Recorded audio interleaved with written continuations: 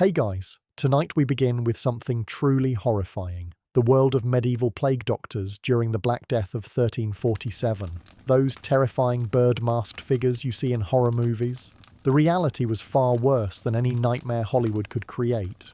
Being a plague doctor wasn't just dangerous, it was essentially a prolonged suicide mission with a medical degree attached. So before you get comfortable, take a moment to like the video and subscribe, but only if you genuinely enjoy what I do here. And let me know in the comments where you're tuning in from and what time it is for you. It's always fascinating to see who's joining us from around the world. Now dim the lights, maybe turn on a fan for that soft background hum, and let's ease into tonight's journey together.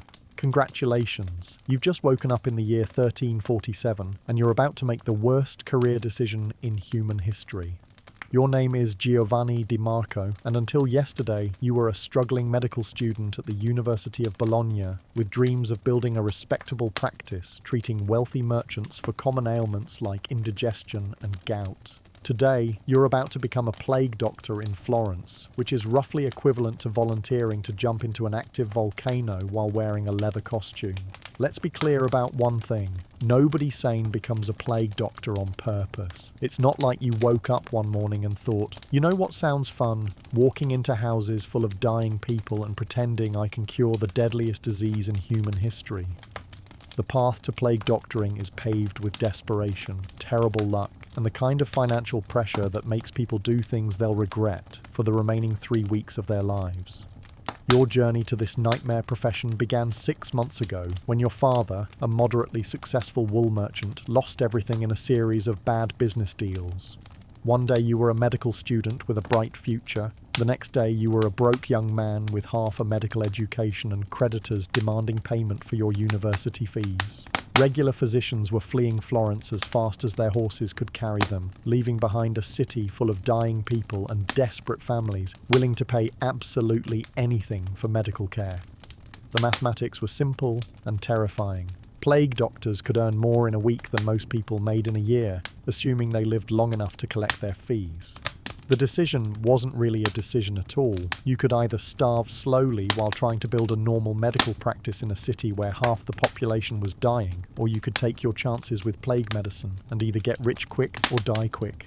Either option seemed preferable to slowly starving while watching everyone around you succumb to the Black Death.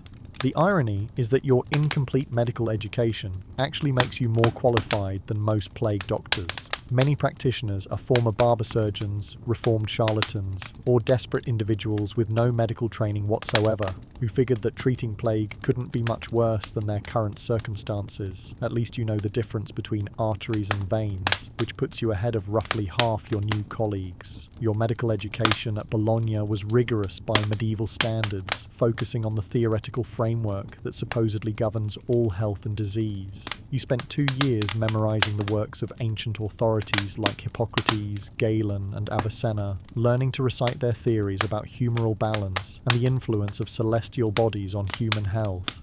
The curriculum emphasized understanding the 4 humors: blood, phlegm, yellow bile, and black bile, which were believed to control all bodily functions. Disease occurred when these humors became imbalanced, and treatment involved restoring proper proportions through bloodletting, purging, dietary modifications, and herbal remedies. You learned diagnostic techniques based on examining urine color and consistency, which could supposedly reveal detailed information about internal conditions. Different shades, clarity levels, and sediment patterns indicated specific humoral imbalances that required particular therapeutic approaches. Pulse diagnosis was another crucial skill, requiring you to detect subtle variations in rhythm, strength, and quality at different anatomical locations. Master physicians claimed they could determine not only physical ailments, but also emotional states and spiritual conditions by carefully analyzing pulse characteristics.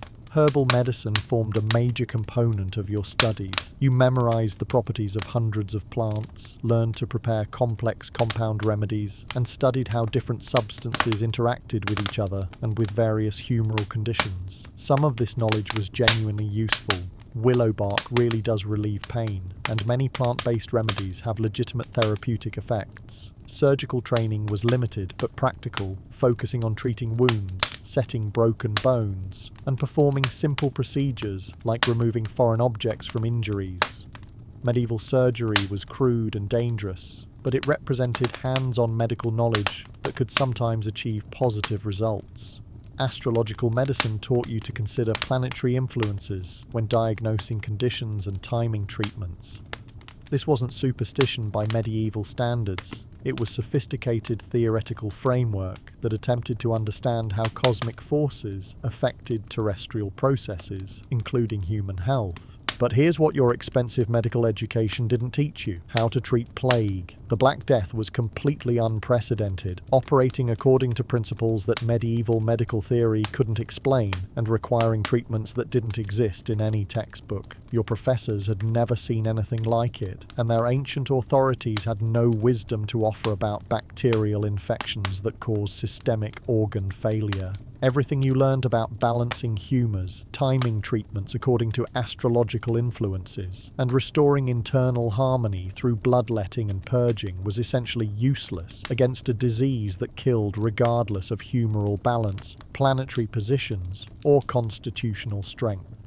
The morning of your first day as a plague doctor begins with the elaborate ritual of putting on the protective equipment that you hope will keep you alive long enough to earn your first fee.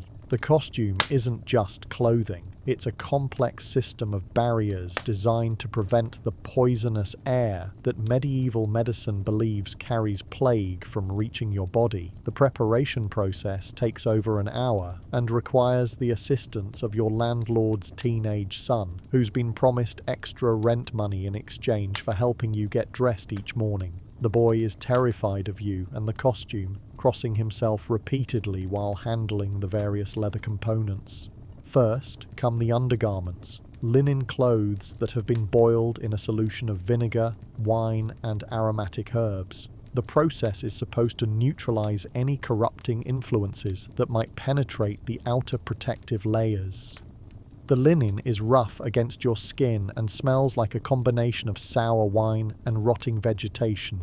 But discomfort seems like a reasonable price for theoretical protection against the most feared disease in human history. The linen undergarments must be completely dry before wearing, because damp fabric supposedly allows corrupted air to penetrate more easily. Each piece needs inspection for tears or worn spots that might compromise protection.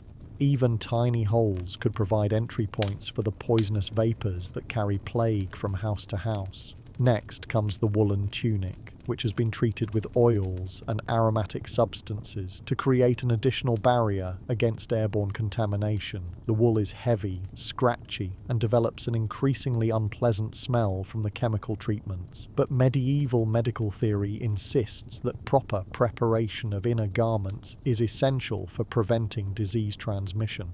The woolen layer serves multiple functions beyond basic protection. It absorbs perspiration that might otherwise compromise the waterproof outer coating, provides insulation against temperature variations, and creates space between your skin and the heavy leather exterior that will soon encase your entire body.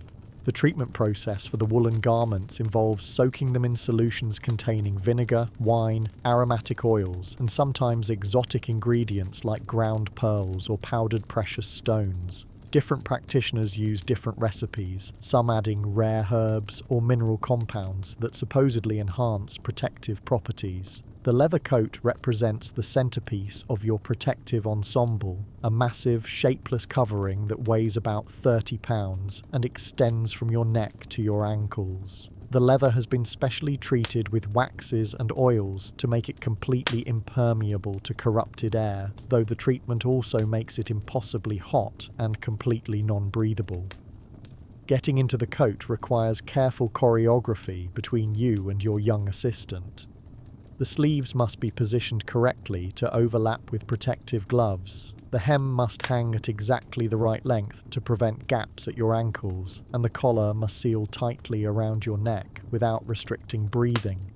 The coat fastens with an elaborate system of leather straps and metal buckles that must be secured in a specific sequence to maintain proper protection. Each fastening point represents a potential vulnerability where contaminated air might penetrate, so the securing process requires obsessive attention to detail. The weight distribution of the leather coat creates immediate physical challenges. Your shoulders bear most of the burden, leading to muscle strain that will become chronic pain within days. The length makes walking difficult and requires constant attention to avoid tripping over the hem or catching the coat on furniture and doorways. The coat design prioritizes protection over any consideration of comfort or mobility. Every seam has been sealed with additional layers of treated leather to prevent air penetration. The sleeves are deliberately oversized to accommodate multiple layers of protective gloves, and the overall fit is loose enough to create dead air space that supposedly provides additional insulation against corruption. The gloves present the most frustrating aspect of plague doctor equipment, the impossible choice between protection and functionality. Your hands need to be completely covered to prevent contact with contaminated substances, but they also need enough dexterity to perform delicate medical procedures like feeling for pulses or manipulating surgical instruments.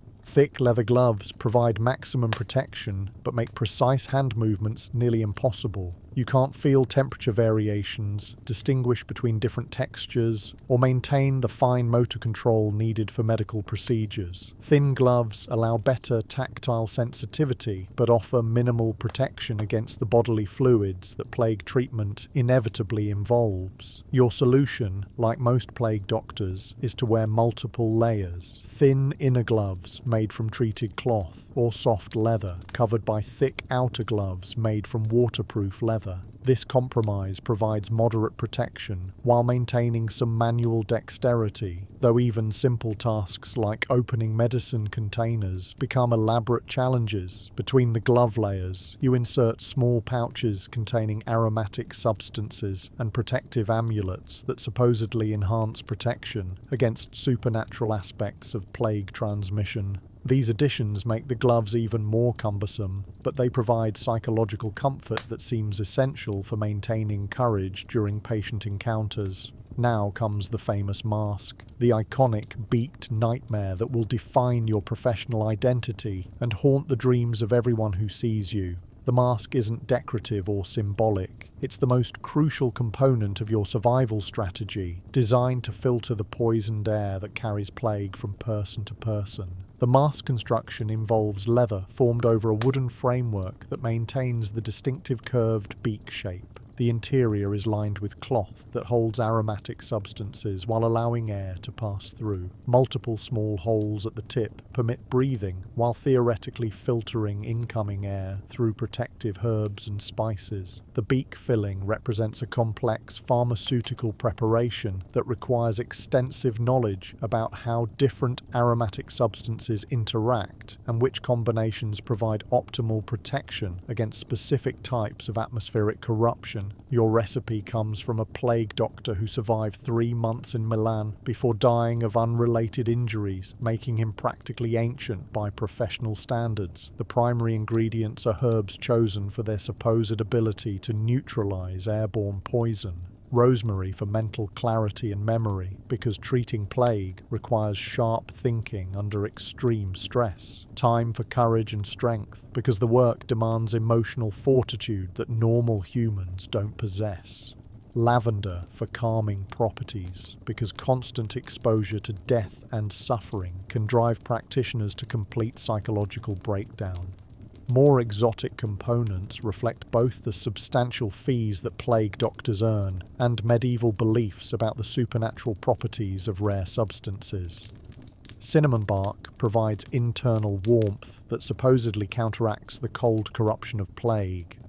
Cloves offer purification effects that should cleanse contaminated air before it reaches your lungs. Angelica root protects against evil influences because medieval medicine recognizes both natural and supernatural aspects of disease transmission. Frankincense provides religious protection and invokes divine intervention against forces that exceed purely medical solutions. The most expensive ingredient in your beak mixture is a small amount of powdered unicorn horn. which cost you nearly a month's rent, but which medieval pharmaceutical theory considers the ultimate protection against poison and corruption. The horn came from a merchant who swore it was authentic, though his reliability seemed questionable and the price was suspiciously affordable.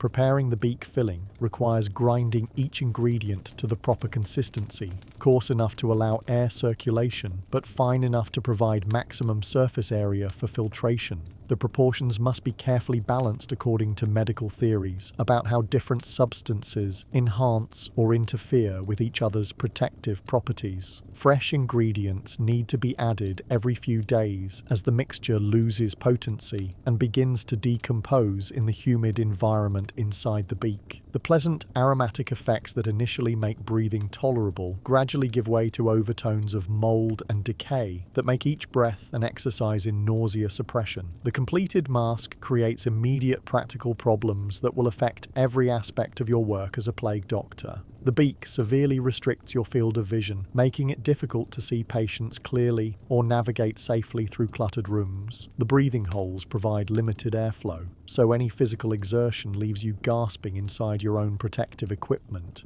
Communication becomes nearly impossible because your voice sounds muffled and distorted through the beak apparatus. Patients can't understand your questions or instructions, and you can't hear their responses clearly. This creates dangerous misunderstandings that affect diagnosis and treatment decisions. The mask also amplifies your breathing sounds, creating disturbing noises that terrify children and unsettle adults who are already stressed about having plague in their households. The sound resembles death itself breathing, which is probably appropriate given your actual function in these households. Finally comes the hat, a wide-brimmed leather construction designed to shed rain and provide additional protection for your head and neck. The hat is surprisingly heavy and tends to slip forward over your eyes unless secured with chin straps that add yet another layer of constraint to an already restrictive outfit. The completed costume weighs more than a suit of armor and is infinitely less comfortable. You begin sweating immediately upon getting dressed and will continue perspiring throughout the day regardless of weather conditions.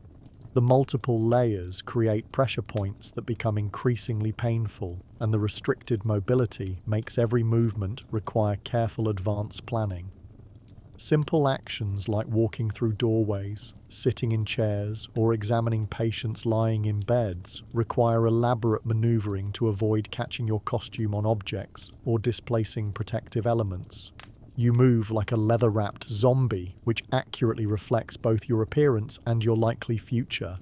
But here's the cruel irony that defines your entire professional existence. This elaborate, expensive, uncomfortable protective system doesn't actually protect you from plague. The Black Death spreads primarily through flea bites, not airborne transmission, so your costume addresses a completely imaginary threat while leaving you vulnerable to the real mechanism of infection. The fleas that carry plague bacteria can easily penetrate gaps in your leather armor, bite through thin areas in the protective material, or simply crawl inside your costume through the various openings required for vision and breathing. Your theoretical protection is actually an elaborate self-deception that provides psychological comfort while offering no real safety. As you complete your morning preparation ritual, checking each strap and seal one final time before venturing into the plague-stricken streets of Florence, you're filled with a mixture of confidence and terror that will characterize every moment of your brief career as a plague doctor. The confidence comes from believing that your medical education and protective equipment provide significant advantages over ordinary plague victims. The terror comes from the growing realization that you're about to walk directly into the most dangerous situation in human history, armed with medieval theories that have no relationship to biological reality and protected by equipment that addresses fictional threats while ignoring actual dangers. Tomorrow, you'll discover just how effectively your university education and expensive costume prepare you for treating the deadliest pandemic in human history. Spoiler alert, not very well. Your first steps outside as a fully equipped plague doctor feel like descending into hell while wearing a leather oven. The weight of your costume makes every movement deliberate and exhausting. The restricted vision through your beak mask turns navigation into a constant hazard, and the muffled breathing inside your aromatic stuffed headpiece creates an immediate sense of claustrophobia that will never fully go away. Florence's streets, once bustling with merchants and artisans, now resemble a war zone where death has won decisively. But you're not here to sightsee. You have 3 house calls scheduled for your inaugural day as a plague doctor, each representing a different type of client and a different level of payment. Time to discover what your expensive education and elaborate costume are actually worth in practice. Your first appointment is at the Palazzo of Signore Alessandro Tornabuoni, one of Florence's wealthiest banking families. The Tornabuonis can afford to pay premium rates for medical care, which means they expect premium service, even though plague kills rich and poor with identical efficiency. Wealthy families don't buy better survival odds. They buy the illusion of superior treatment and the social prestige of having expensive doctors attend their deathbeds. The Palazzo stands in stark contrast to the surrounding urban decay. While the rest of Florence crumbles under plague's assault, the Tornabuoni compound maintains an facade of normalcy through sheer wealth and stubbornness. Armed guards still patrol the gates, though their numbers have been reduced by death and desertion. The courtyards show signs of hasty clean-up efforts where plague victims' belongings were burned. A nervous servant leads you through corridors lined with expensive tapestries and religious artwork, past shuttered windows that block out both natural light and the sounds of urban collapse. The servant keeps glancing back at your terrifying costume, crossing himself repeatedly and muttering prayers under his breath. Children peer around door frames at your nightmare appearance before being quickly pulled away by horrified adults. Signore Alessandro lies in the master bedroom, surrounded by luxury that provides no protection against bacterial infection.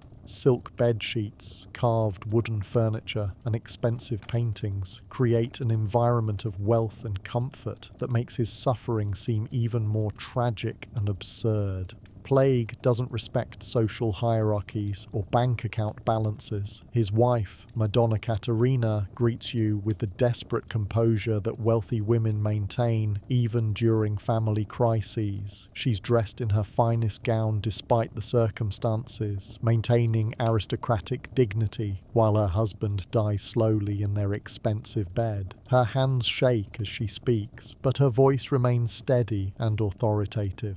Doctor Giovanni, she says, we have summoned you because we require the finest medical care available. My husband has been ill for 2 days, and we are prepared to pay whatever is necessary for his recovery. Money is no object when preserving the life of Florence's most respected banker. The confidence in her voice suggests she genuinely believes that adequate financial compensation can purchase survival from plague. This touching faith in the power of wealth to solve any problem would be admirable if it weren't completely divorced from biological reality. Alessandro displays the classic early symptoms that you're learning to recognize: high fever, alternating between chills and sweats, severe headache that makes him sensitive to light and sound, and general weakness that keeps him bedridden despite his normally robust constitution. More ominously, small swellings are beginning to appear in his neck, the early formation of buboes that mark the disease's progression toward its lethal phase. Your first challenge is conducting a medical examination while wearing equipment that makes precise observation nearly impossible. The beak mask restricts your vision to a narrow tunnel straight ahead, forcing you to turn your entire body to see different parts of the patient. The thick gloves make feeling for pulse changes an exercise in educated guesswork rather than tactile sensitivity. Nevertheless, you perform the complete diagnostic routine that represents the pinnacle of medieval medical science. You check Alessandro's pulse at his wrists, neck, and temples, detecting irregularities that confirm the presence of serious humoral imbalance. His heartbeat is rapid and occasionally skips, suggesting that corrupted blood is disrupting normal circulation. The urine examination reveals dark, cloudy fluid with unusual sediment that indicates internal heating and the accumulation of toxic substances. According to medieval medical theory, these characteristics show that Alessandro's kidneys are working to eliminate poisonous humours, a process that can be supported through appropriate therapeutic intervention. You examine his tongue, which shows a thick coating that medieval physicians associate with digestive corruption. His eyes appear glassy and unfocused, suggesting that the disease may be affecting his mental faculties, as well as his physical condition.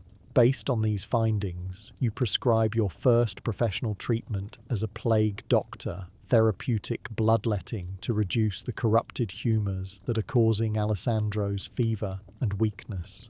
The procedure represents centuries of accumulated medical wisdom and should provide immediate relief from his most troubling symptoms.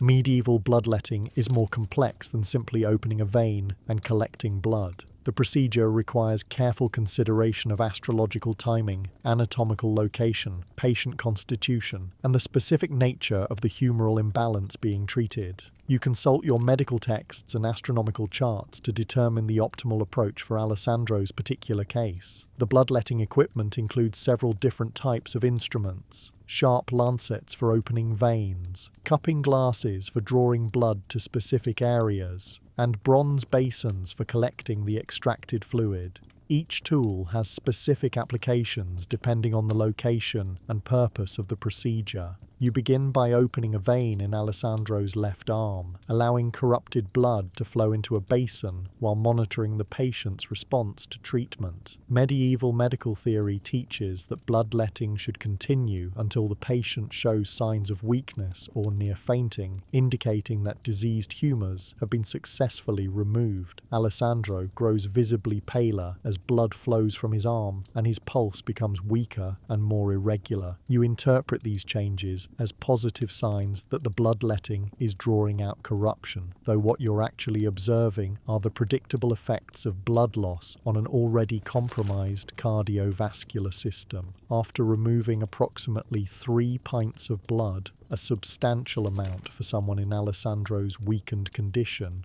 you conclude the bloodletting and apply bandages to prevent excessive bleeding. The extracted blood appears dark and thick, which you explain to Caterina as evidence of severe corruption that needed to be eliminated before healing could begin. The treatment concludes with herbal preparations designed to support Alessandro's recovery from the bloodletting procedure. You prescribe compound medicines containing willow bark for pain relief, feverfew for temperature reduction, and various aromatic herbs that should help restore proper humoral balance. Caterina pays your fee without hesitation, a sum equivalent to 6 months' wages for a skilled craftsman, and requests that you return tomorrow to monitor Alessandro's progress. She expresses confidence that professional medical intervention will save her husband's life, though her optimism seems forced and desperate rather than genuine. You leave the Tornabuoni Palazzo feeling professionally satisfied, despite lingering concerns about Alessandro's condition. The bloodletting procedure was executed correctly, according to established medical principles, and the substantial fee validates your decision to enter plague medicine, despite its obvious risks. Your second appointment takes you to a middle-class merchant's house, where the economic circumstances are comfortable but not luxurious. Pietro Alberti trades in leather goods and can afford professional medical care, though the fees represent a significant financial burden for his family rather than a trivial expense. The Alberti household shows more obvious signs of plague's impact than the wealthy palazzo you just left. Servants have fled or died, leaving family members to manage domestic tasks they've never performed. The courtyard contains piles of clothing and household goods that were hastily burned when earlier plague victims died, creating a smoky haze that stings your eyes even through the protective mask. Pietro's condition is more advanced than Alessandro's, with fully developed buboes in his neck and armpits that have swollen to the size of chicken eggs. His fever is higher, his delirium more pronounced, and his overall appearance suggests that death is approaching rapidly, regardless of any medical intervention. His wife, Margherita, lacks the aristocratic composure of Caterina Tornabuoni. She's visibly terrified, alternately weeping and praying while begging you to save her husband's life. Her desperation is raw and unfiltered, without the social conditioning that teaches wealthy women to maintain dignity during family crises. "Please, doctor," she pleads, grasping your leather-gloved hands with both of hers. "Pietro is all we have. If he dies, the children and I will be left with nothing. Surely there must be something you can do. We've heard that some doctors have successfully treated plague cases." The tragic irony is that Pietro might have better survival prospects if he received no treatment at all, but medieval medicine doesn't recognize this possibility. Your medical education has prepared you to intervene aggressively in cases of serious illness, and doing nothing would violate every principle of professional practice you've been taught. Pietro's more advanced condition requires more aggressive treatment than simple bloodletting. The large, painful buboes need direct intervention to drain the corruption that has accumulated in his lymph nodes. This involves a surgical procedure that represents the most complex medical technique in your arsenal. Medieval surgery on plague buboes involves making incisions to release the infected material that has accumulated inside swollen lymph nodes. The procedure is extremely painful for patients and dangerous for doctors, requiring direct contact with highly contaminated bodily fluids while wearing protective equipment that makes precise surgical work nearly impossible. You prepare your surgical instruments, a sharp knife, metal probes, and cloth for bandaging, while explaining to Margherita that the procedure will be uncomfortable but necessary to save Pietro's life. The combination of fever and pain has left Pietro semi-conscious and largely unresponsive, which actually makes the surgery easier to perform. The incision into the largest bubo releases a foul-smelling mixture of pus, blood, and necrotic tissue that represents the body's failed attempt to contain bacterial infection. The drainage is copious and disgusting, but you explain to Margherita that the release of corrupted material indicates successful treatment. What you don't realize is that opening the buboes creates additional pathways for bacterial spread, while exposing Pietro to secondary infections from unsterilized surgical instruments. The impressive drainage represents immune system failure rather than therapeutic success, but medieval medical theory interprets visible pus as evidence of effective treatment.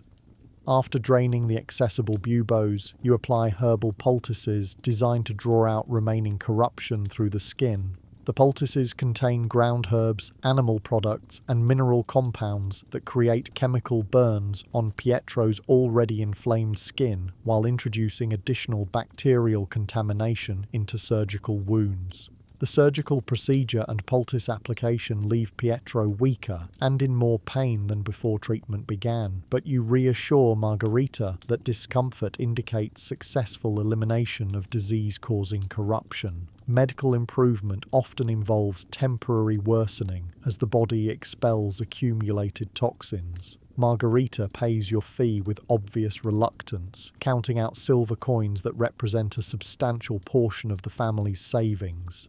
The financial sacrifice adds another layer of tragedy to Pietro's deteriorating condition, though she expresses gratitude for professional medical care that she believes offers her husband's best chance for survival.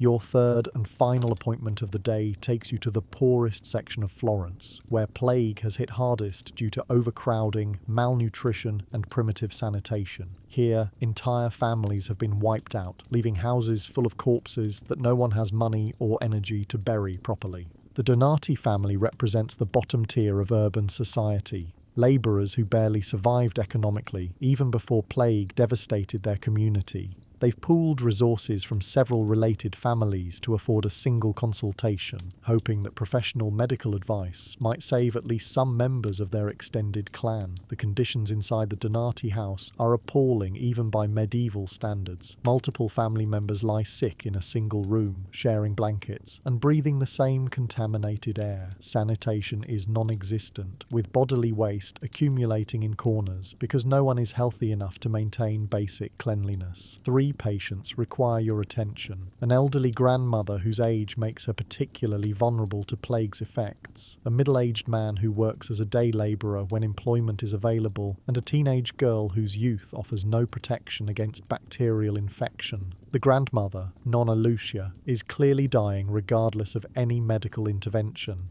Her buboes have turned black and begun leaking, her breathing is shallow and irregular, and her pulse is barely detectable even when you remove your thick gloves to feel for it properly. Professional ethics require that you provide some form of treatment, but her condition is beyond any hope of recovery. The labourer, Franco, shows early symptoms similar to those you observed in your first 2 patients. His fever is high, but not yet accompanied by delirium, and his buboes are still small enough that surgical drainage might be feasible. He represents your best chance for demonstrating successful treatment among the 3 Donati patients. The girl, Maria, displays unusual symptoms that don't fit neatly into standard medieval categories of plague progression. Her fever is relatively mild, but she's developed a distinctive rash across her chest and arms that you haven't encountered in previous cases. The rash might indicate a different form of plague, or possibly an entirely different disease that's being confused with the Black Death. The family's poverty means you can't provide the same level of treatment that wealthy patients receive. They can't afford the expensive herbs and compounds that form standard poultices, and they lack the household resources necessary for proper patient care and recovery. You're forced to improvise treatments using whatever materials are available locally. For Nonna Lucia, you provide comfort measures rather than aggressive intervention.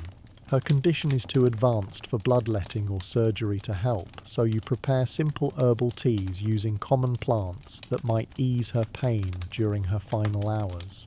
It's the first time in your brief career that you've acknowledged the limitations of medical treatment.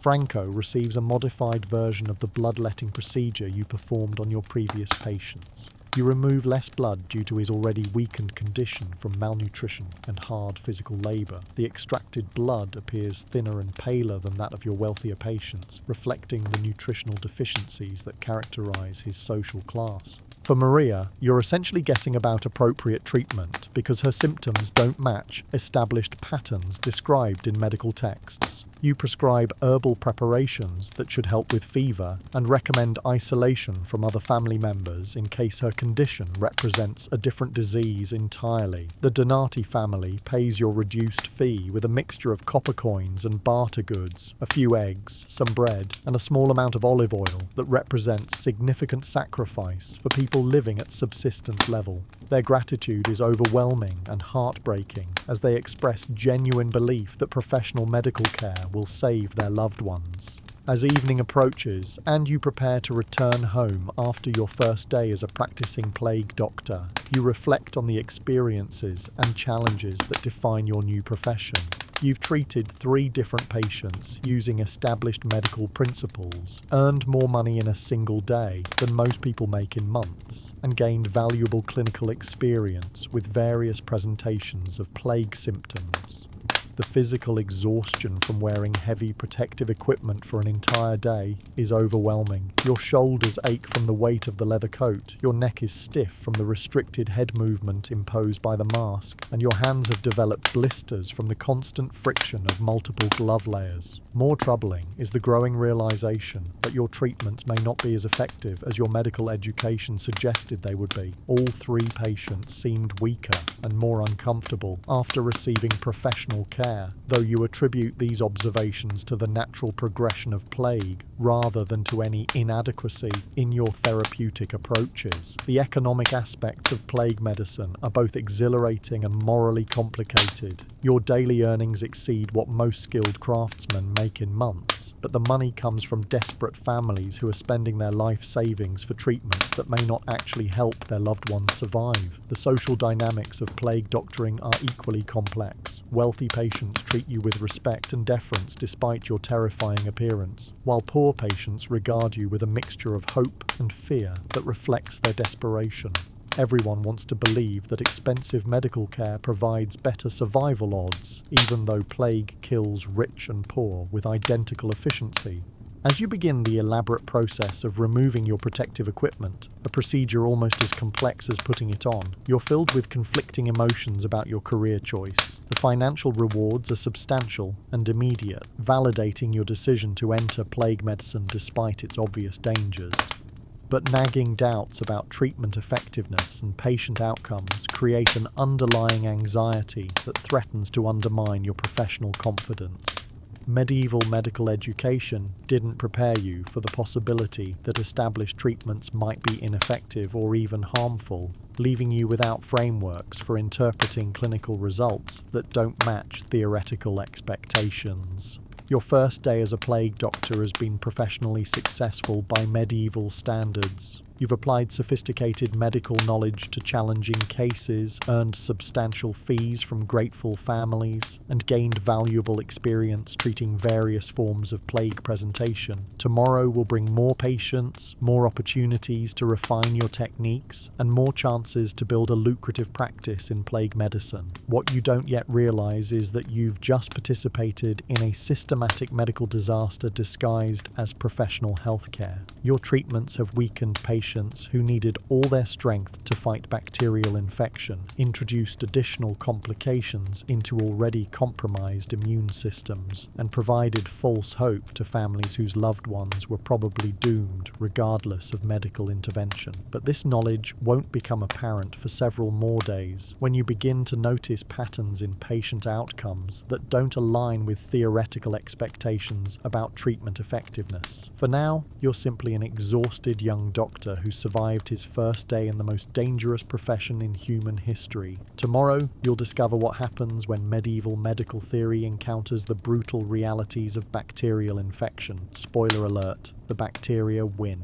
Your third day as a plague doctor begins with a house call that will teach you the true meaning of medieval medical horror. Yesterday's simple bloodletting and basic herbal treatments were just the warm-up acts. Today, you're about to discover what happens when plague doctoring gets serious. And spoiler alert, it involves bodily fluids you didn't know existed and smells that will haunt your dreams for the remaining weeks of your life. The summons comes from the Villa Corsini, where the merchant family has been battling plague for over a week.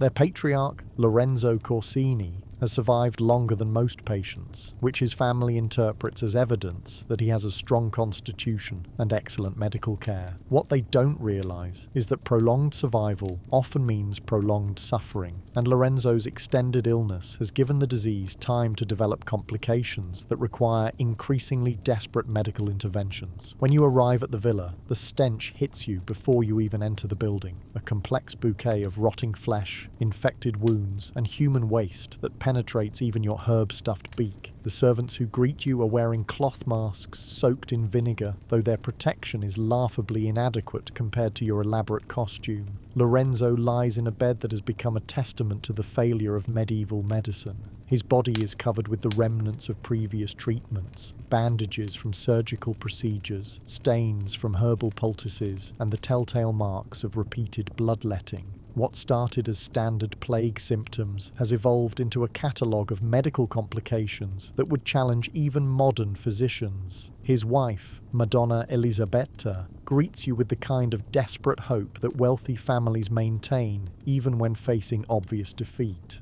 She spent the equivalent of a small fortune on medical care, hiring multiple doctors, purchasing exotic remedies, and following every piece of medical advice available in 14th century Florence. Dr. Giovanni, she says, her voice strained from days of stress and sleepless nights. Lorenzo has been fighting this terrible disease for 8 days now. We've tried everything.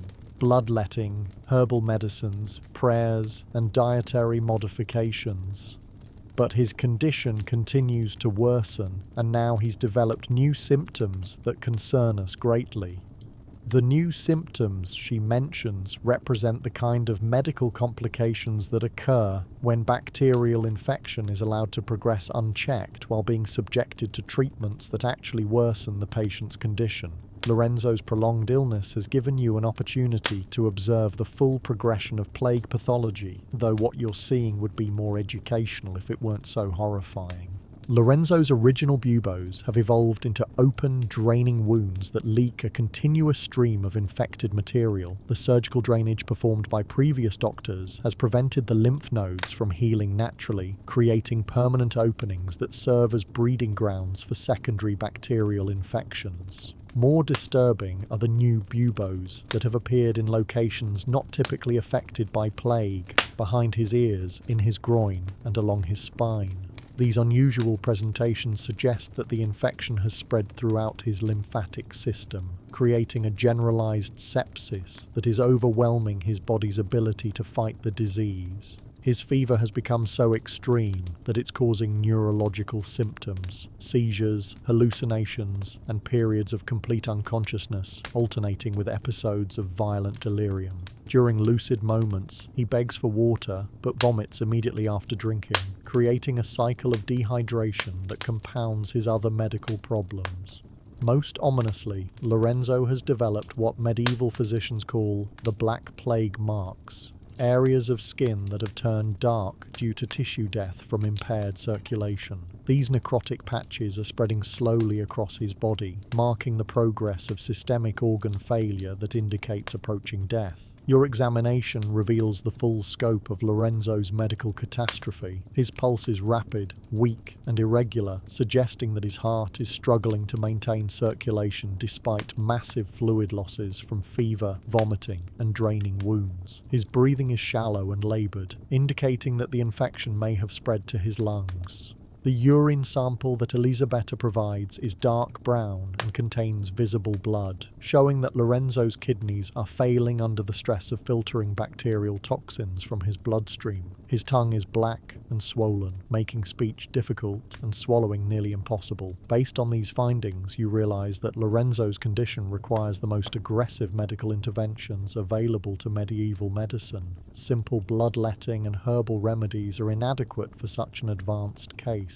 The situation calls for complex poultices, purging medications, and surgical procedures that represent the outer limits of 14th century therapeutic capability. You begin by preparing the most powerful drawing poultices in your medical arsenal, compounds designed to extract corruption from deep within the body through direct application to affected areas.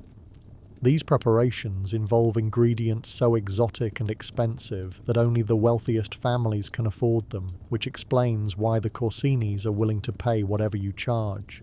The poultice base consists of ground pearls, which medieval pharmaceutical theory claims have special properties for drawing poison from infected wounds. The pearls must be crushed to fine powder using specific techniques that preserve their therapeutic virtues, a process that requires considerable skill and experience. To the pearl powder, you add powdered emeralds, which are supposed to neutralize corruption while promoting healing of damaged tissue. Emeralds are astronomically expensive, but the Corsinis have authorized you to use whatever ingredients might save Lorenzo's life, regardless of cost. The mineral components are mixed with ground unicorn horn, the most precious and theoretically powerful anti-poison substance available to medieval medicine. The unicorn horn alone costs more than most people earn in a lifetime, but desperate wealthy families will pay anything for ingredients that might provide miraculous cures. Animal components include ground beetles collected during specific lunar phases, snake venom from vipers caught in sacred locations, and powdered human skull from someone who died a holy death.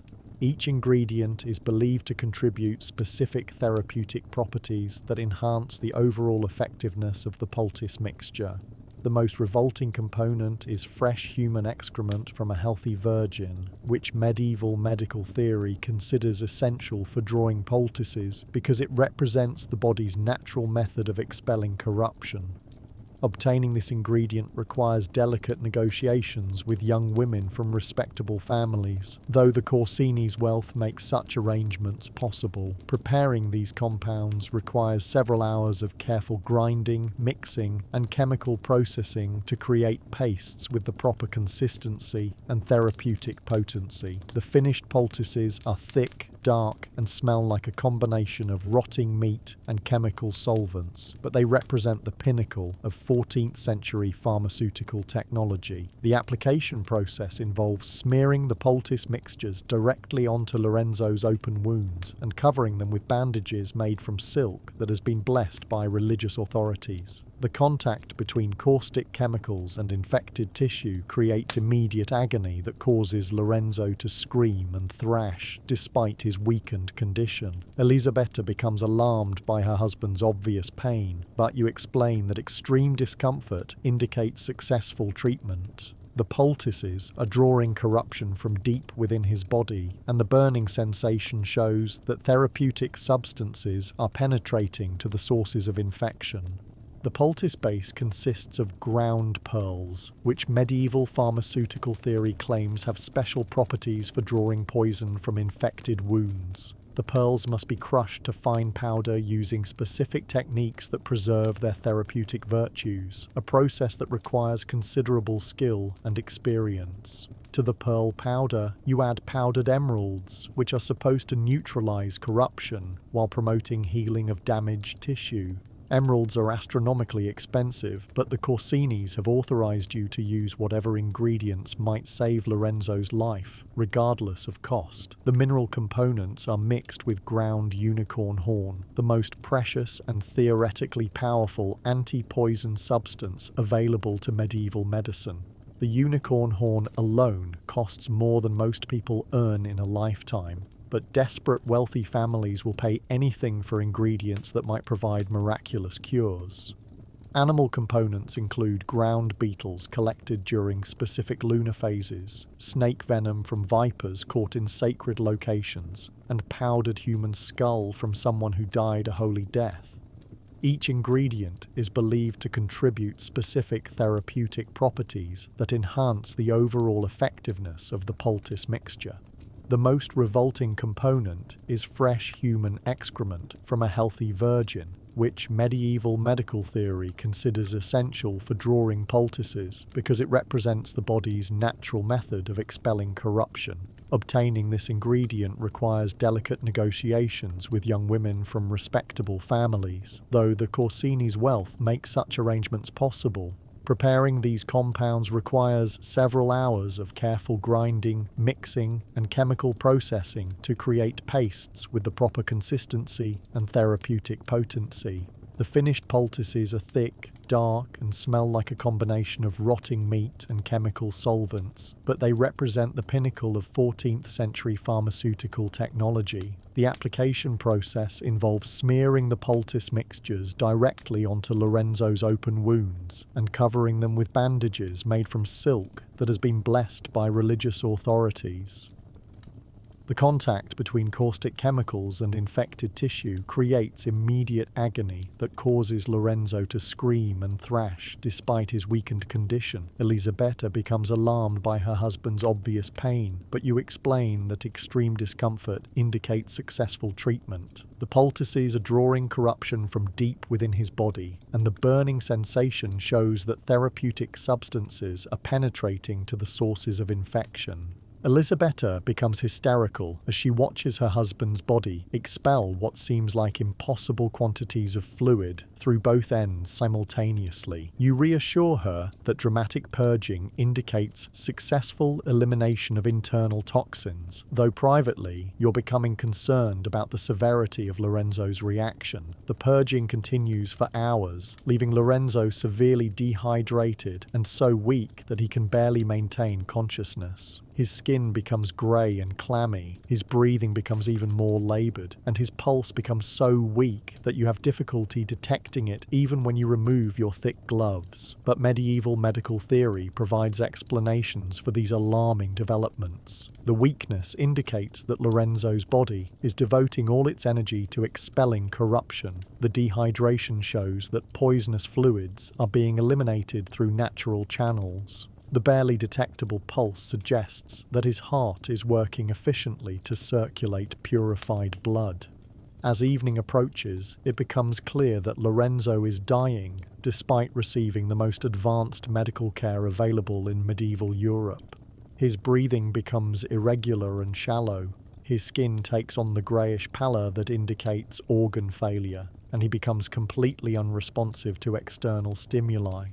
Elisabetta refuses to accept that her husband's condition is hopeless, insisting that additional treatments might still save his life. She authorises you to attempt surgical procedures that represent the outer limits of medieval medical capability, operations so dangerous and painful that they're attempted only when all other options have been exhausted. The surgical intervention involves opening Lorenzo's chest to drain what medieval physicians believe are corrupted humours that have accumulated around his heart and lungs. The procedure requires making incisions between his ribs without any form of anaesthesia beyond strong wine and leather straps to prevent him from injuring himself during the operation.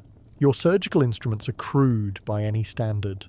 Sharp knives that double as eating utensils, metal probes designed for battlefield wound treatment, and bone saws borrowed from butchers. The procedures you're attempting were developed for treating battle injuries and are being adapted for plague surgery through improvisation and desperation. The chest surgery involves cutting through skin, muscle, and cartilage to reach the spaces around Lorenzo's lungs, where medieval medical theory suggests that poisonous vapors have accumulated and need to be released. The cutting process is agonizing for Lorenzo and horrifying for his family, who witness their loved one being systematically dismantled by someone they trusted to provide healing. The operation reveals that Lorenzo's chest cavity contains quantities of infected fluid that have accumulated as his body's immune system fails to control bacterial spread. Medieval medical theory interprets this fluid as evidence of corruption that needed to be drained, though modern medicine would recognize it as a sign of advanced sepsis and multiple organ failure. The drainage procedure provides temporary relief from some of Lorenzo's breathing difficulties, but it also creates additional pathways for bacterial infection while causing massive trauma to someone whose body lacks the resources to heal from major surgery. Lorenzo dies during the night, approximately 12 hours after your surgical intervention. His death follows a pattern that you're beginning to recognize in patients who receive comprehensive medical treatment. Initial symptoms, aggressive intervention, temporary apparent improvement, development of complications, escalation of treatment intensity, and final collapse. Elisabetta's grief is complicated by financial devastation. The exotic ingredients for your poultices, the expensive surgical procedures, and the multiple consultations with various doctors have consumed the family's liquid assets while providing no benefit to Lorenzo's survival prospects. But she expresses gratitude for your efforts, praising the sophistication of your treatments and the dedication you showed in fighting to save her husband's life. From her perspective, Lorenzo received the finest medical care available, and his death represents the triumph of disease over human knowledge, rather than evidence that the medical treatment was harmful. Your fee for Lorenzo's case is substantial enough to support you comfortably for several months, but the money comes with the growing realization that your most advanced treatments seem to correlate with worse patient outcomes rather than better ones. The families who can afford comprehensive medical care aren't surviving at higher rates than those who receive minimal intervention. This pattern troubles you because it contradicts everything you learned during your medical education. Theoretical frameworks taught that aggressive treatment using sophisticated techniques should produce better results than simple remedies or no treatment at all. But your clinical experience suggests that the opposite might be true. Medieval medical education doesn't provide provide tools for recognizing that cherished therapeutic principles might be fundamentally wrong, leaving you without frameworks for interpreting observations that contradict established theory. The possibility that your treatments are actually harmful to patients remains literally unthinkable within your intellectual context. As you prepare to leave the Villa Corsini, you're physically and emotionally exhausted from participating in Lorenzo's prolonged medical ordeal. The combination of complex pharmaceutical preparation, surgical procedures, and intensive patient monitoring has pushed your capabilities to their limits, while producing results that seem worse than doing nothing at all. Tomorrow will bring more patients requiring the advanced treatments that represent your professional expertise and primary source of income. But tonight, as you remove your blood-stained protective equipment and clean your gore-covered surgical instruments, you're beginning to suspect that something is fundamentally wrong with medieval medicine's approach to treating plague. You don't yet understand that you're participating in systematic medical malpractice disguised as sophisticated healthcare, but the seeds of doubt are beginning to sprout in your mind. Unfortunately, those doubts won't be enough to save your future patients from receiving the same harmful treatments that killed Lorenzo Corsini. Your fourth week as a plague doctor begins with the realization that Florence is no longer a functioning city, but rather a massive graveyard where a few survivors wander among the ruins of civilization. The transformation has been swift and total. What was once the heart of Renaissance commerce and culture has become a post-apocalyptic wasteland where normal human society has simply ceased to exist. The economic collapse affects every aspect of daily life, including your own profession. Markets operate sporadically when enough healthy merchants can be found to staff them, but prices for basic goods have become astronomical due to supply disruptions and the death of most producers. A loaf of bread now costs what a skilled craftsman used to earn in a week, assuming you can find someone alive to bake it. Your own financial situation creates a surreal contrast to the general economic devastation. While Florence's economy crumbles around you, plague doctoring has made you wealthier than you ever imagined possible. Your leather purse contains more gold than most noble families possessed before the plague, earned by providing medical services to desperate people who paid anything for hope. But wealth means nothing when there's nothing to buy and no one left to provide services. Your gold can't purchase safety from disease transmission, competent household staff to maintain your living quarters, or even basic services like food preparation and clothing maintenance. Money has retained its theoretical value while becoming practically useless for securing the necessities of civilized life. The social fabric that once held Florence together has disintegrated completely. Neighborhood communities that existed for centuries have been scattered by death and evacuation. Extended families that traced their lineages back generations have been reduced to single survivors who wander through empty houses like ghosts haunting their own former lives. Religious institutions that normally provided social stability and moral guidance have collapsed under the weight of clerical mortality and theological crisis.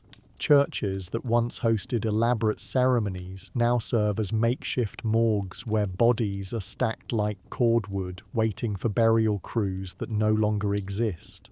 The few surviving priests spend their time performing last rites and burial services when they can find enough healthy gravediggers to actually inter the bodies. Traditional funeral masses have been abandoned in favour of quick blessings over mass graves, and even these abbreviated ceremonies are often interrupted when the officiating clergy succumb to the same disease affecting their parishioners. Government administration has essentially ceased to function at every level. City officials have either fled to countryside estates or died at their posts, leaving no one with authority to organise relief efforts, maintain public order, or coordinate responses to the ongoing crisis. Laws go unenforced because there aren't enough healthy constables to patrol the streets, and courts can't convene because judges, lawyers, and clerks have all succumbed to plague.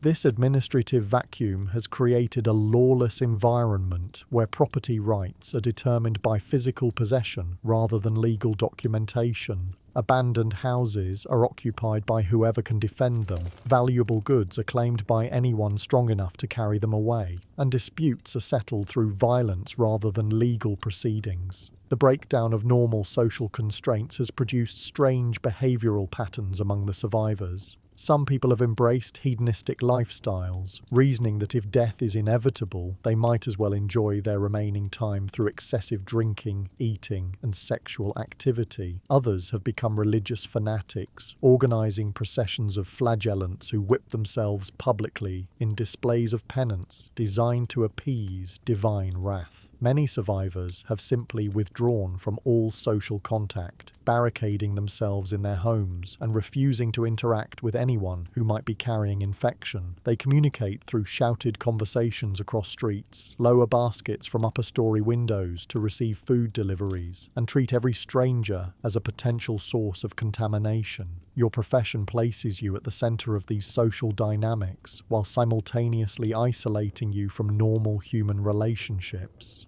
As a plague doctor, you're simultaneously the most sought-after and most feared person in Florence, desperately needed for your medical expertise, but avoided as a harbinger of death and disease. The isolation begins with your professional costume, which marks you as someone associated with plague and death wherever you go. Children run away screaming when they see your distinctive silhouette approaching. Adults cross themselves and mutter prayers for protection.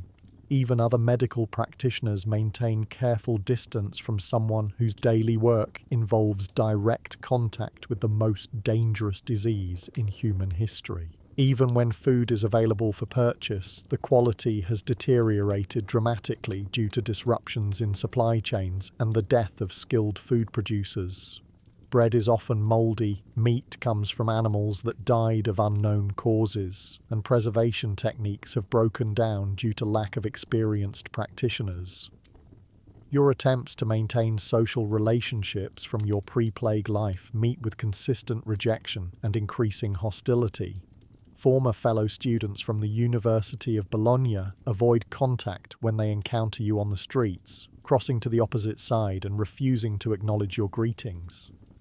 The transformation from respected colleague to social pariah happens gradually, but inevitably. Old friends who might normally provide companionship and emotional support distance themselves from someone whose profession marks him as potentially dangerous. Even casual acquaintances become uncomfortable in your presence, ending conversations quickly and making excuses to leave when you approach. The few people willing to interact with you socially are usually seeking professional services rather than genuine friendship. They approach with specific medical questions about plague symptoms, requests for preventive treatments, or attempts to negotiate fees for future house calls. These interactions are transactional rather than personal, focused on your professional expertise rather than human companionship. Your family relationships, already strained by your decision to enter plague medicine, deteriorate further as the social stigma associated with your profession affects your relatives' positions in their own communities.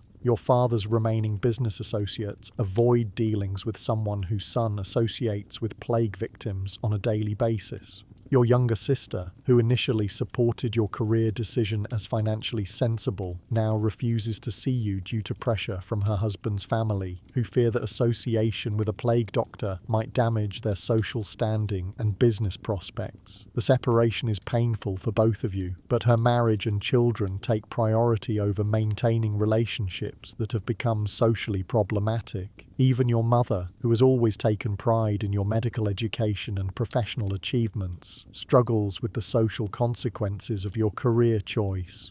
She continues to love and support you privately, but she can no longer invite you to family gatherings or acknowledge your profession in conversations with neighbors and friends. The economic aspects of plague doctoring create additional social complications. Your substantial earnings mark you as successful and wealthy, but the source of that wealth makes you simultaneously enviable and repulsive to people who wish they could earn similar amounts without taking similar risks. Some survivors resent your prosperity during a time of general economic collapse, viewing your success as profiteering from human misery rather than providing valuable medical services. They whisper accusations that plague doctors deliberately prolong patients' suffering to increase their fees, or that you create additional demand for your services by somehow spreading disease rather than curing it. These suspicions aren't entirely unfounded from the accuser's perspectives. You do earn enormous fees from desperate families, and your patients do continue dying despite receiving expensive medical treatment. The correlation between comprehensive medical care and poor outcomes is visible to anyone who observes patterns in plague mortality, though the causal relationship remains invisible to both you and your critics. Your wealth allows you to purchase goods and services that are unavailable to most plague survivors, creating conspicuous disparities that fuel social resentment. While your neighbors struggle to find basic food supplies, you can afford exotic ingredients for medical preparations. While others wear increasingly tattered clothing, you maintain multiple sets of protective equipment and high-quality surgical instruments. The moral implications of profiting from plague medicine become increasingly troubling as you witness the financial devastation that comprehensive medical care inflicts on patient families. Wealthy households exhaust their resources paying for treatments that don't improve survival odds, leaving survivors impoverished as well as bereaved. Poor families mortgage their futures to afford single consultations, selling possessions and borrowing money at ruinous interest rates to pay for medical services that provide false hope rather than genuine help. The human cost of your professional success extends beyond immediate medical outcomes to include long-term economic consequences for people who can least afford additional hardships. But alternative approaches to plague medicine present equally difficult moral problems. Refusing to treat patients who can't afford comprehensive care would abandon desperate people who might benefit from medical intervention. Reducing fees to make services more accessible would force you to see more patients per day, increasing your own exposure to disease while potentially reducing the quality of care you can provide. Working for reduced compensation would also eliminate the financial incentives that make plague doctoring attractive to medical practitioners, potentially reducing the number of doctors willing to treat plague victims and leaving more patients without any professional care at all. These ethical dilemmas have no clear solutions within the context of medieval medical practice and social organization. You're trapped in a system where providing expensive medical care to people who can afford it seems morally problematic, but refusing to provide that care would create different but equally serious moral problems. The psychological effects of social isolation compound the physical stresses of plague doctoring to create mental health challenges that medieval medicine doesn't recognize or address. You're experiencing what modern psychology would identify as depression, anxiety, and post-traumatic stress disorder, but 14th century medical theory provides no frameworks for understanding or treating psychological conditions. The constant exposure to death and suffering creates emotional numbing that makes it difficult to maintain empathy and compassion for individual patients. You find yourself viewing plague victims as medical cases rather than human beings, focusing on symptoms and treatment protocols rather than the personal tragedies unfolding in each household you visit. This emotional detachment serves as a psychological defense mechanism that allows you to continue functioning professionally despite overwhelming circumstances, but it also isolates you further from normal human relationships and social connections. Sleep becomes increasingly elusive as your mind replays disturbing scenes from patient visits. The sound of children crying over dead parents, the sight of families consuming their last possessions to pay medical fees, the smell of infected wounds that penetrates even your protective equipment. Alcohol provides temporary relief from anxiety and depression, but it also impairs the judgment and manual dexterity that plague doctoring requires. You begin drinking more heavily than your medical training would normally recommend, creating additional health risks while providing psychological benefits that seem essential for continued functioning.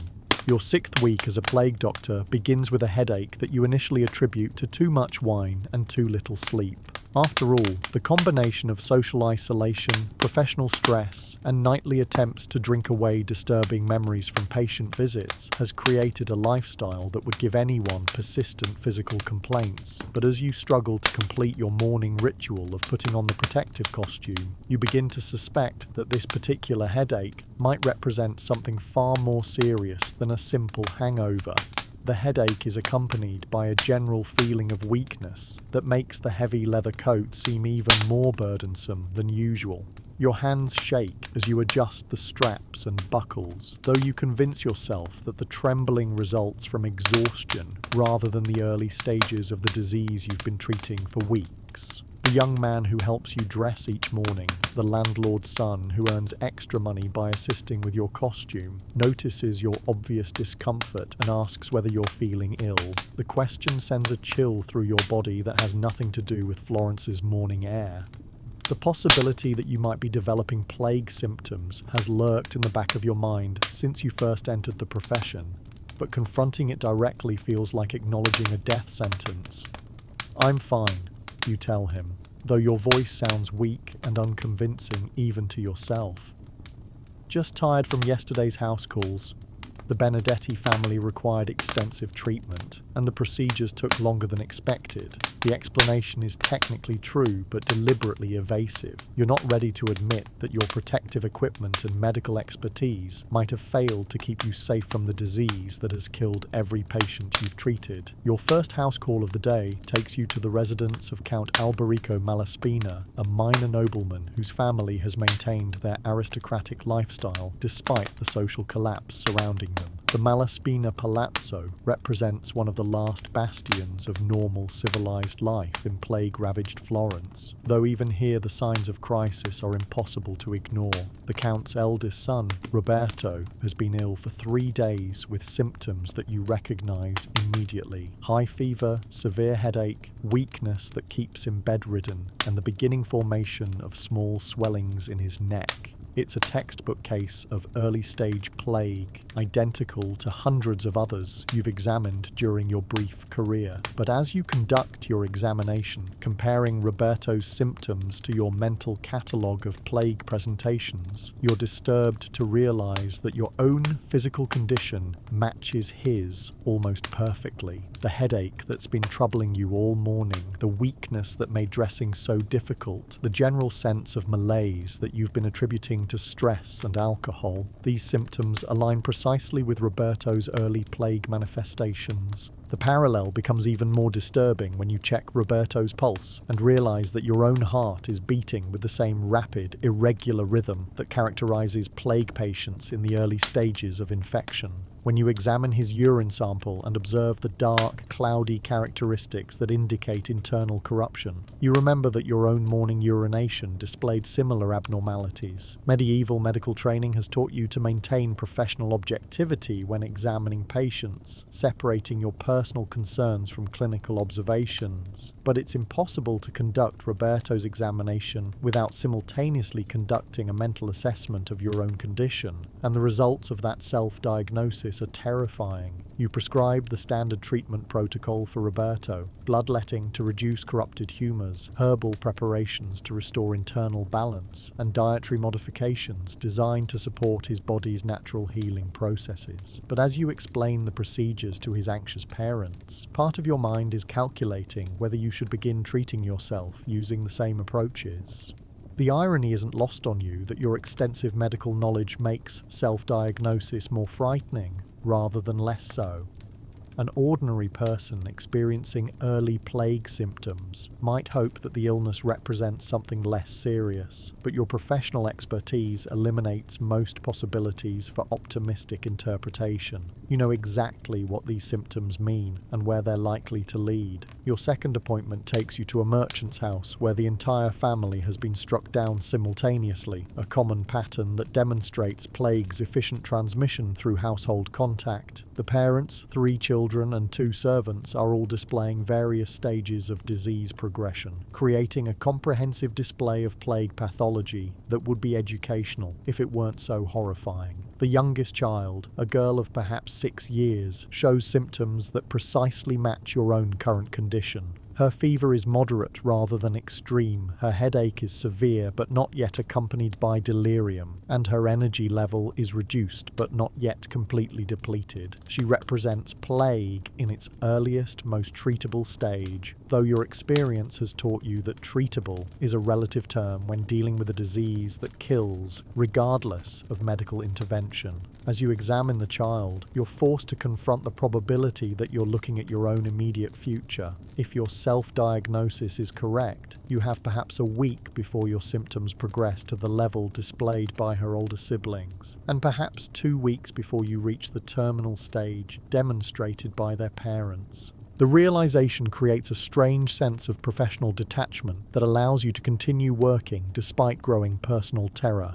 You've spent weeks observing plague's progression through other people's bodies, and now you have the opportunity to experience it firsthand, while maintaining your medical objectivity. It's the ultimate clinical education, though the tuition will be paid with your life. Your examination of the merchant family reveals details about plague progression that you hadn't noticed in previous cases, partly because your growing expertise allows more sophisticated observation, and partly because your personal investment in understanding the disease makes you pay closer attention to subtle symptoms. You notice that plague doesn't progress uniformly through all body systems simultaneously. The fever develops first, followed by headache and general weakness, then lymph node swelling, then digestive problems, then respiratory complications, and finally cardiovascular collapse. The sequence is predictable enough that you can estimate each patient's remaining survival time based on their current symptom profile. This knowledge should be professionally satisfying. You're developing genuine medical insights that could theoretically improve treatment outcomes for future patients. But the insights are personally terrifying because they allow you to predict your own disease progression with uncomfortable accuracy. Based on your current symptoms, you calculate that you have approximately 10 days before developing serious complications and perhaps 14 days before reaching the terminal stage.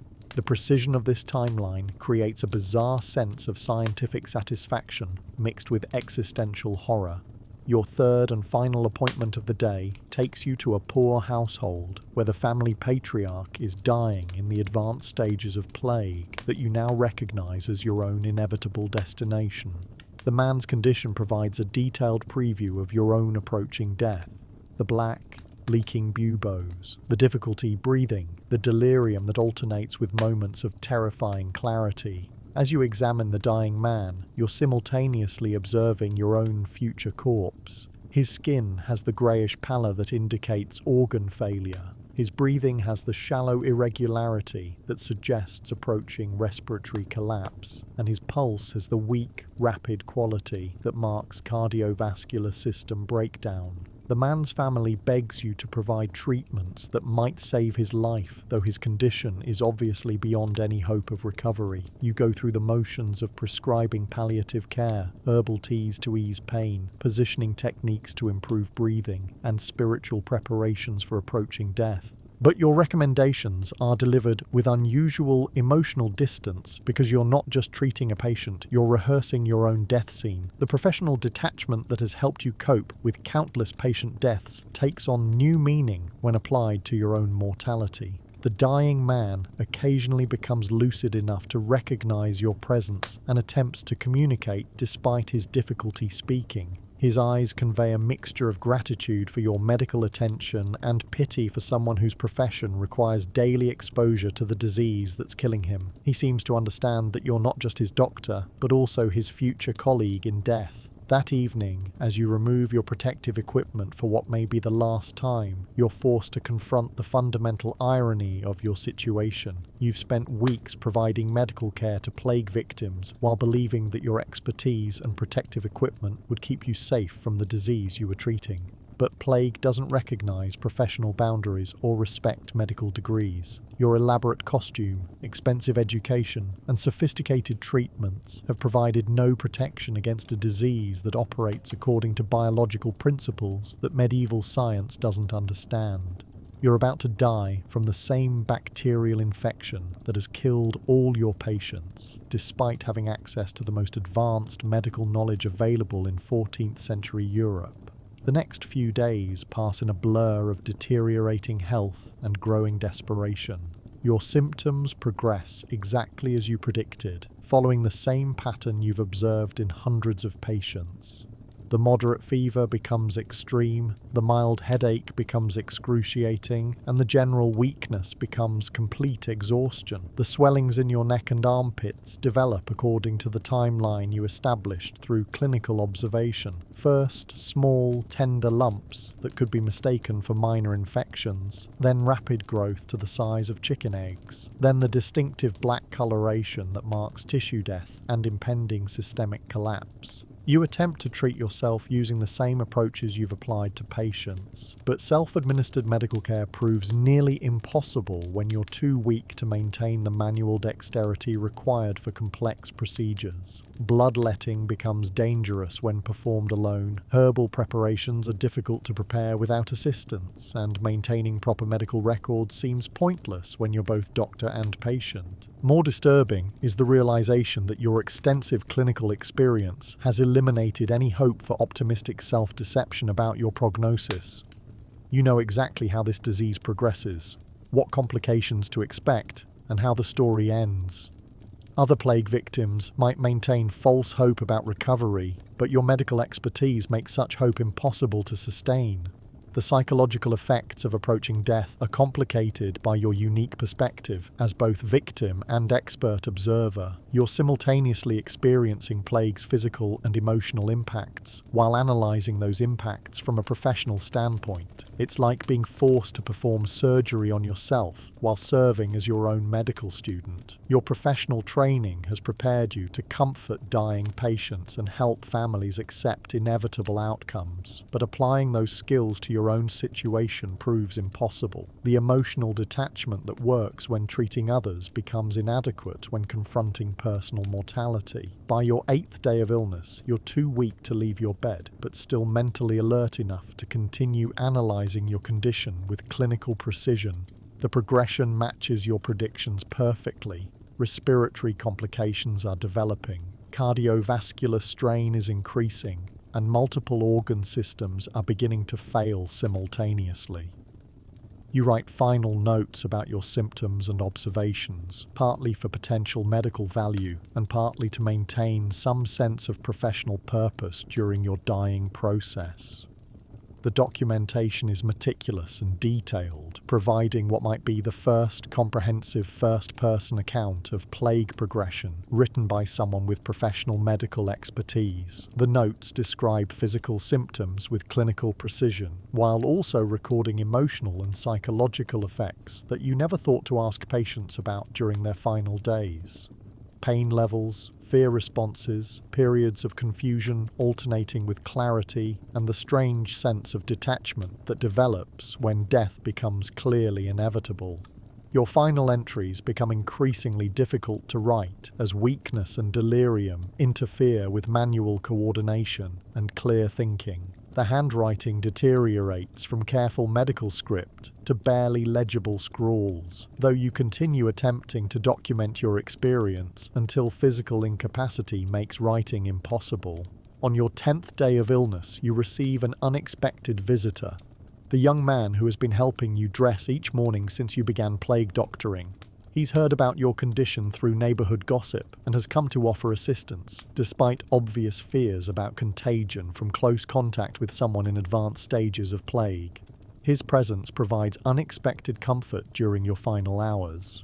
You've been so isolated by your profession and social circumstances that you'd forgotten what human companionship felt like. The young man's willingness to risk infection in order to provide care for someone who has shown him kindness represents the kind of human decency that plague has made increasingly rare. He helps you drink small amounts of water, adjusts your position to ease breathing difficulties, and maintains a conversation that distracts you from physical discomfort and existential terror. His amateur nursing care is more effective at providing comfort than most of the sophisticated medical interventions you've administered to other patients. The irony is painful and obvious. You've spent weeks providing expensive, complex medical treatments that fail to help anyone survive plague, but this young man's simple human presence provides genuine relief from suffering. The most valuable medical intervention turns out to be companionship rather than bloodletting, poultices, or surgical procedures. As your condition deteriorates toward the final stage, you experience moments of clarity that allow reflection on your brief career as a plague doctor. The financial success seems meaningless now that you won't live to enjoy the wealth you've accumulated. The medical expertise that made you feel superior to other practitioners has proved worthless against bacterial infection. Most troubling is the growing realization that your treatments may have actually harmed the patients you intended to help.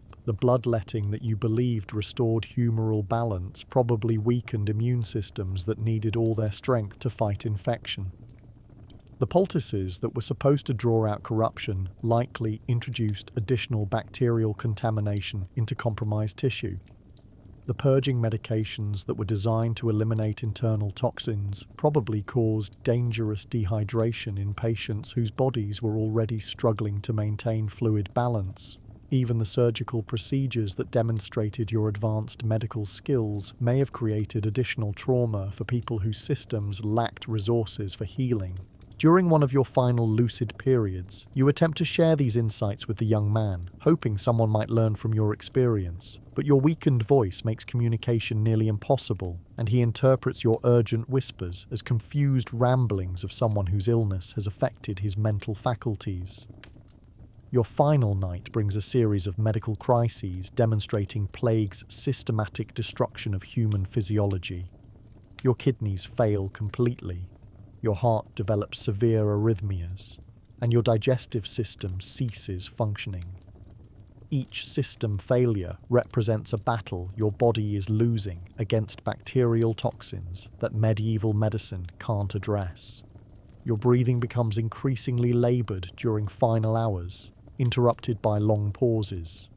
The physical struggle between your body's determination to live and the infection destroying your organs creates a prolonged dying process, difficult for both you and your caretaker to endure. Your death occurs late at night, alone, except for the young man who has maintained his vigil despite obvious exhaustion and growing fears about his own exposure to infection. Your breathing becomes increasingly shallow and irregular. Your pulse weakens to the point of being undetectable, and consciousness fades gradually rather than suddenly. The actual moment of death is surprisingly peaceful. After hours of obvious suffering, your breathing simply becomes slower and more irregular until it stops completely, without the dramatic struggles that characterize deaths in popular literature. Your body finally surrenders to bacterial infection with a quiet acceptance that contrasts sharply with the violent symptoms that preceded your final moments. The young man realizes you've died when your breathing stops completely and your body becomes still. He sits with your corpse for several hours, partly from respect and partly from shock at witnessing death so closely. The silence in the room feels profound after days of labored breathing and occasional delirium, creating an atmosphere of finality that makes your death seem both tragic and inevitable.